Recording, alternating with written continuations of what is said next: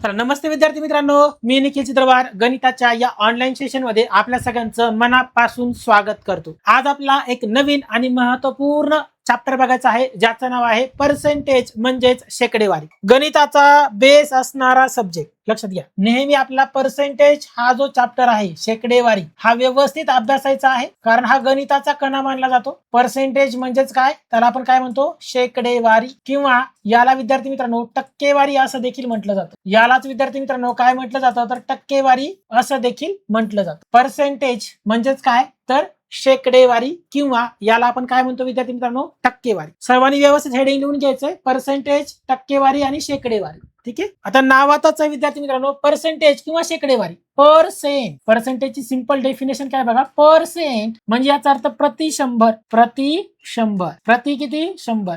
म्हणजे थोडक्यात काय, प्रत्येक 100 मागे किती, प्रत्येक 100 मागे किती, किंवा 100 पैकी किती, 100 पैकी किती, याचा सिंपल अर्थ काय, पर्सेंटेज किंवा शेकडेवारी आपण याला असं म्हणतो, लक्षात घ्या। ठीक आहे, आपण नेहमी बघा विद्यार्थी मित्रांनो, आपण असं सांगतो का मला 1350 मार्क पडले, मला 1520 मार्क पडले, मला 2630 मार्क पडले, नाही आपण काय म्हणतो 60% पडले, 70% पडले, 80% पडले।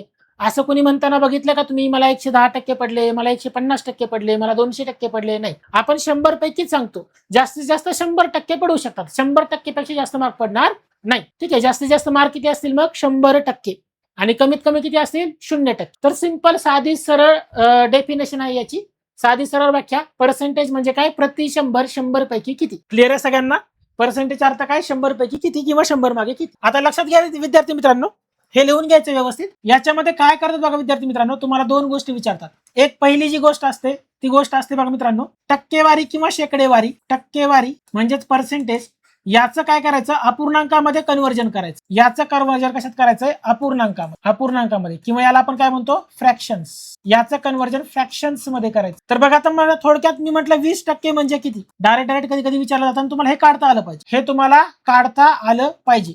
20% म्हणजे किती, तर काय करायचं बघा, सिंपल सांगतो मी, जेव्हा जेव्हा तुम्हाला टक्केवारीचं अपूर्णांकामध्ये कन्व्हर्जन करायचं असतं, किंवा पर्सेंटेजचं फ्रॅक्शन मध्ये तुम्हाला कन्व्हर्जन करायचंय, तुम्हाला त्याच्यामध्ये काय करायचं, कन्वर्ट करायचं, थोडक्यात रूपांतरित करायचे, टक्केवारीचं अपूर्णांकामध्ये रूपांतरण करायचं। तर काय करायचं बघा, 20% म्हणजे 20/100 करायचं, 20/100, 20/100, 20 एके 20 आणि 20 किती 100, म्हणजे उत्तर काय येईल 1/5। म्हणजे बघा, टक्केवारीचं अपूर्णांकात कन्व्हर्जन करताना काय करायचं, भागिले 100 करायचं। काय करायचं, भागिले 100 करणे, हे खूप महत्वाचं आहे, स्टार करून लिहा, भागिले 100 करणे।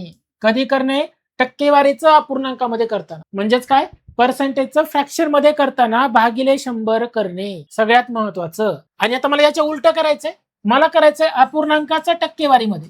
नीट समजून घ्या, अपूर्णांकाचं कशात करायचंय, टक्केवारीमध्ये करायचं। अपूर्णांकाचं मला कशात कन्व्हर्जन करायचंय, तर टक्केवारीमध्ये करायचंय। ठीक आहे, अपूर्णांकाचं टक्केवारीमध्ये मला कन्व्हर्जन करायचंय, म्हणजे थोडक्यात काय बघा विद्यार्थी मित्रांनो, फ्रॅक्शनचं रूपांतरण कशात करायचंय, पर्सेंटेज मध्ये करायचंय। कशात करायचंय, पर्सेंटेज मध्ये करायचं। ठीक आहे, तर काय करायचं बघा, आता उलट घेऊया आपण, 1/5 म्हणजे किती असं घेऊ आता आपण, 1/5 म्हणजे किती बाबा, हे असं घेऊया आता। ठीक आहे, 1/5 म्हणजे किती, तर काय करायचं बघा, 1/5 गुणिले 100 करा, 5 एके 5, 5 दुनी 10 आणि हे 0, म्हणजेच काय 20%। म्हणजे याचा अर्थ बघा, अपूर्णांकाचं टक्केवारीमध्ये करताना काय करायचं, गुणिले 100 करायचं। सिंपल लिहून घ्या तिथे व्यवस्थित, गुणिले 100 करणे। हे बऱ्याच जणांना समजत नाही आणि कळत नाही, आणि ऐन टाइमला आपला प्रश्न चुकतात। ठीक आहे, लिहून घ्यायचं व्यवस्थित, महत्वाचं आहे सगळं। टक्केवारीचं अपूर्णांकात करताना भागिले 100 करणे, आणि अपूर्णांकाचं टक्केवारीमध्ये करताना गुणिले 100 करणे, अतिशय महत्वाची कन्सेप्ट आहे। ज्यांना फ्रॅक्शन्स पाठ होत नाहीत, ज्यांना अपूर्णांक पाठ होत नाहीत,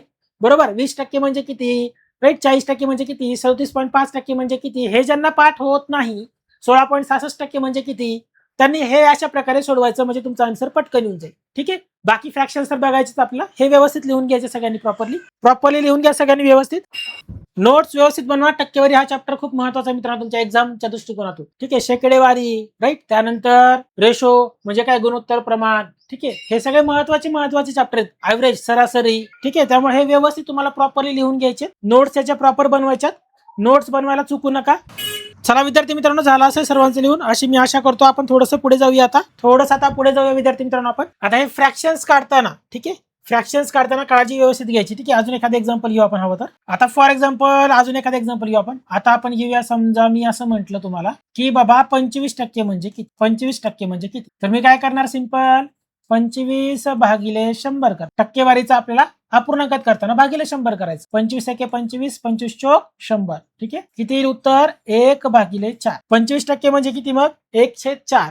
त्याच्या उलट मी विचारलं 1/4 म्हणजे किती, 1/4 म्हणजे किती. तर मग काय करायचं, गुणिले 100 करायचं. 1/4 गुणिले काय करायचं, 100. 4 एके 4, 4 दुनी 8, 4 25 म्हणजे किती टक्के झाले मग 25. ठीक आहे, अशा प्रकारे तुम्हाला कन्व्हर्जन करता आलं पाहिजे विद्यार्थी मित्रांनो. ठीक आहे, महत्वाचं एक्झाम्पल आहे, हे देखील लिहून घ्या. चला, आय होप सो सगळ्यांचं लिहून झालं असेल अशी मी आशा करतो विद्यार्थी मित्रांनो.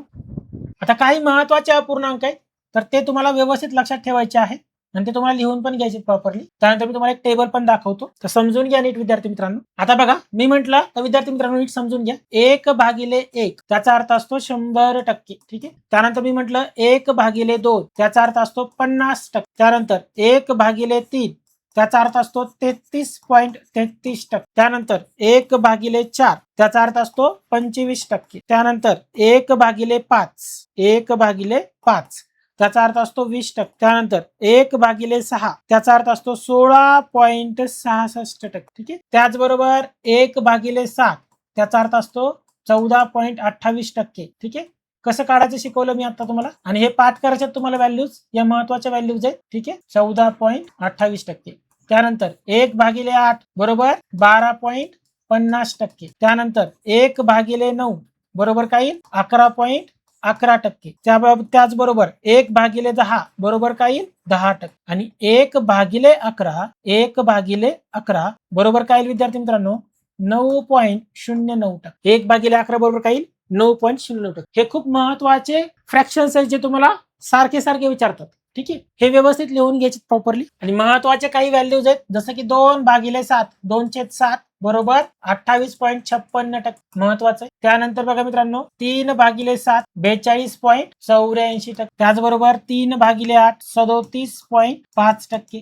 हे काही महत्वाचे अपूर्णांक आहेत विद्यार्थी मित्रांनो. 4/7 57.14%. 4/7 4/7 बरोबर 57.14%. ठीक आहे, 5/6 5/6 83.33%. ठीक आहे, 5/8 62.5%. हे महत्वाचे आहेत. 6/7 85.71%. 85.71%. 7/8 87.5%. 7/8 बरोबर 87.5%. 7/8 बरोबर 87.5%. ठीक आहे, तर हे फ्रॅक्शन्स अति महत्वाचे आहेत, हे पाठ असले पाहिजे सगळ्यांना. ठीक आहे, बाकीचे तुम्ही रीड करून घ्या, तुम्हाला मी चार्ट दाखवणारच आहे आता. ठीक आहे, चार्ट व्यवस्थित बघून घ्या, पण हे पाठ पाहिजे, हे बेसिक आहे, हे तुम्हाला पाठच पाहिजे. तर कारण हेच तुम्हाला रिपीट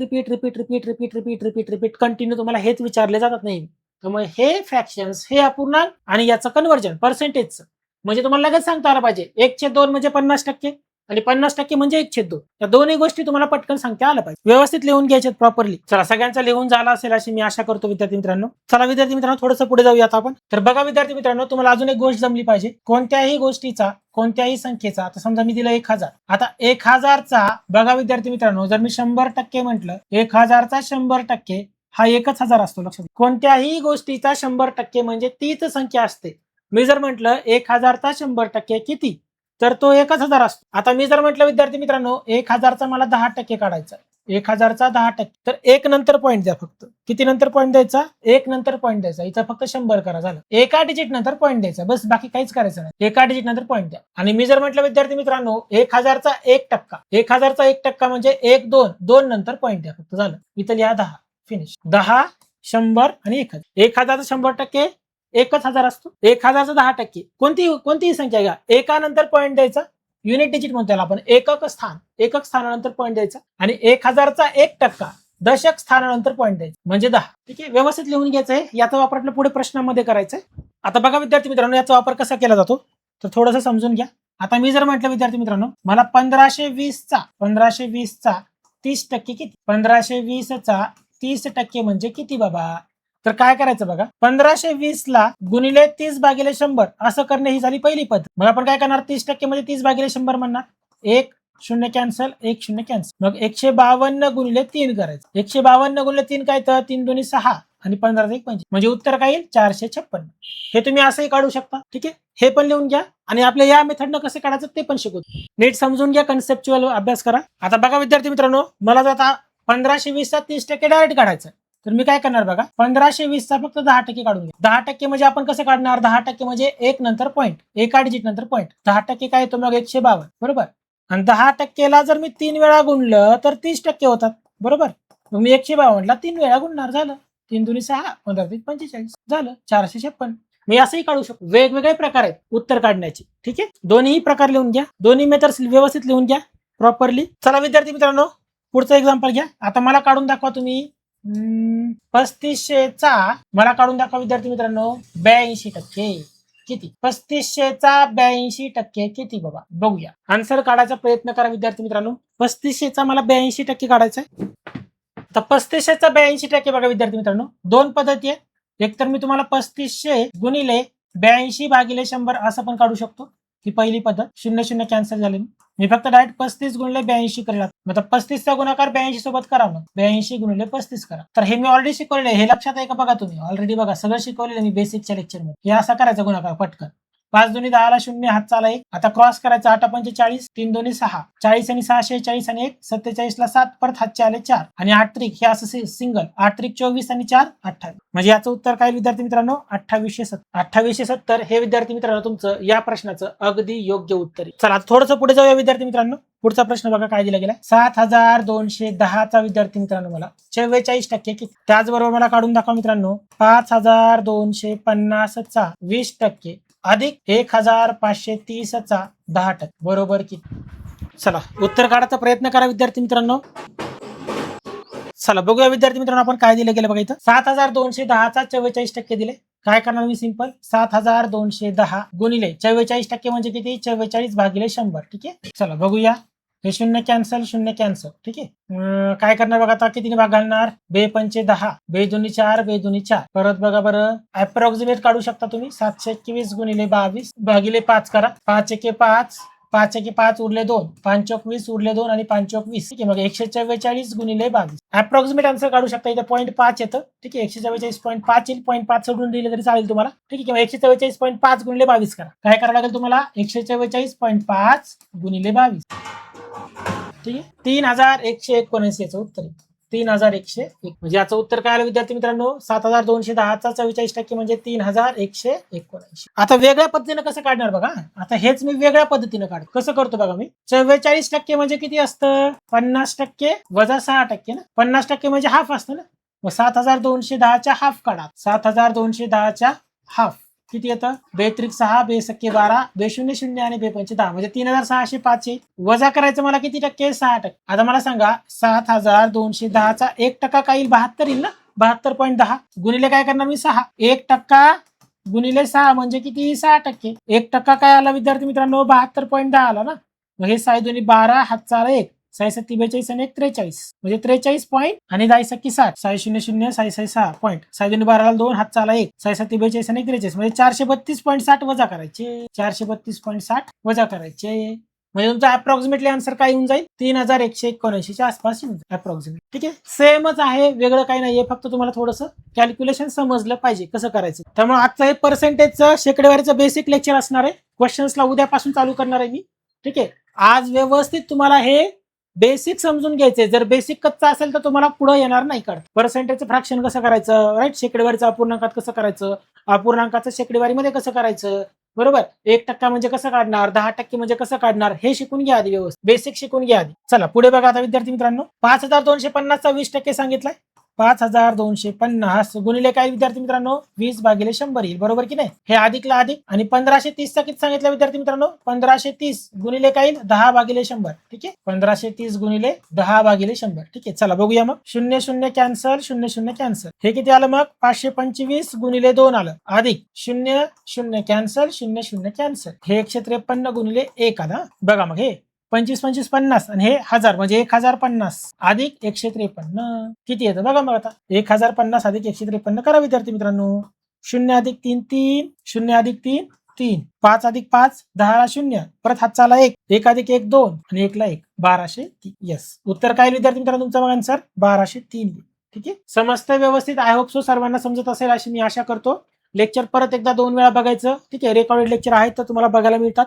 व्यवस्थित लिहून घ्यायचं सगळ्यांनी, प्रॉपरली नोट्स प्रॉपर बनवायच्या आहेत. हे बेसिक महत्वाचं आहे. पर्सेंटेज शेकडेवारी हा गणिताचा कणा आहे. ज्याला शेकडेवारीवरती कमांड असेल तो गणितामध्ये परफेक्ट. लक्षात घ्या, शेकडेवारी, त्यानंतर काय गुणोत्तर प्रमाण आणि सरासरी, या 3 चॅप्टर वरती ज्यांना कमांड असेल तर तो पूर्ण गणितामध्ये परफेक्ट असतो. लक्षात घ्या. चला विद्यार्थी मित्रांनो, थोडंसं पुढे जाऊया आपण. ठीक आहे, एक लास्ट प्रॅक्टिस करा, त्यानंतर आपण थोडंसं चार्टकडे वळूया. चार्ट पण महत्वाचा आहे. चार्ट आपला आज व्यवस्थित करून घ्यायचा आहे, जेणेकरून उद्या क्वेश्चन्सला प्रॉब्लेम येणार. ठीक आहे, हे असे डायरेक्ट प्रश्न येतात बरं का. 2520 चा 30% अधिक 250 चा 125% घेतलं मी आता, वजा 15 चा 3% बरोबर किती? चला विद्यार्थी मित्रांनो, उत्तर द्यायचा प्रयत्न करा, उत्तर काढायचा प्रयत्न करा, उत्तर काढायचा प्रयत्न करा विद्यार्थी मित्रांनो. चला विद्यार्थी मित्रांनो, काय दिले गेले बघा, कशा प्रकारे उत्तर काढायचं.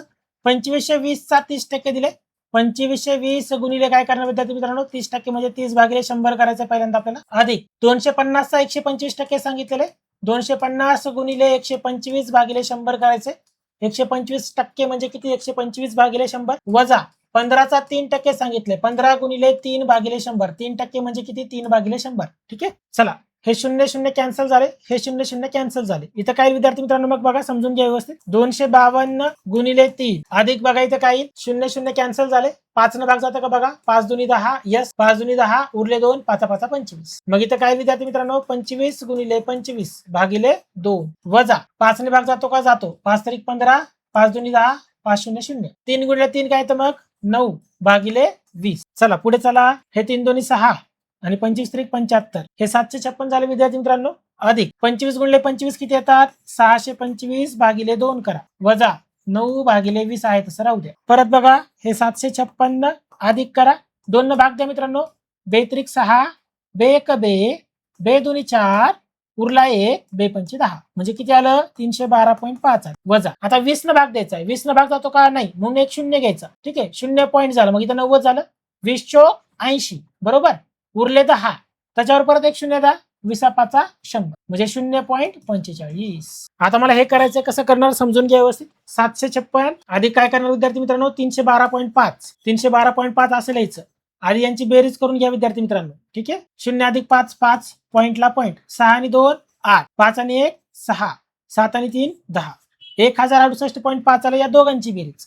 आता वजा करा 0.45, वजा 0.45, हे 0ला 0 लिहून द्या. ठीक आहे, चला बघूया पुढं. 10तून 5 गेले 5, हातचा आला 1, 5तून 5 गेले 0. ठीक आहे, हे आहे तसं बाकीचं. म्हणजे उत्तर काय विद्यार्थी मित्रांनो याचं, 1068.05, 1068.05 हे विद्यार्थी मित्रांनो तुमचं अगदी योग्य उत्तर. व्यवस्थित लिहून घ्यायचंय, प्रॉपरली स्टेप बाय स्टेप लिहायचं आहे व्यवस्थित.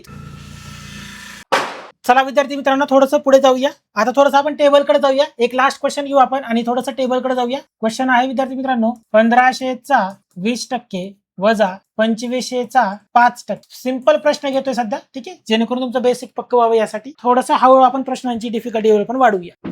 चला बघा विद्यार्थी मित्रांनो, आन्सर काय यायला पाहिजे होतं या प्रश्नाचं. 1500चा 20% सांगितलंय, 1500 गुणिले 20 भागिले 100 करायचं, वजा 2500चा 5% सांगितलंय, 2500 गुणिले 5 भागिले 100 करायचं. ठीक आहे, चला 2 0 कॅन्सल, 2 0 कॅन्सल, 15 गुणिले 20 येईल इथं, वजा 2 0 कॅन्सल, 2 0 कॅन्सल. ठीक आहे, 25 गुणिले 5 इथं येईल, 15 गुणिले 20 काय येईल मग 300 वजा 125, आणि 300 वजा 125 काय येतं विद्यार्थी मित्रांनो, 175. योग्य उत्तर काय विद्यार्थी मित्रांनो या प्रश्नाचं, 175 हे तुमचं अगदी योग्य उत्तर आहे.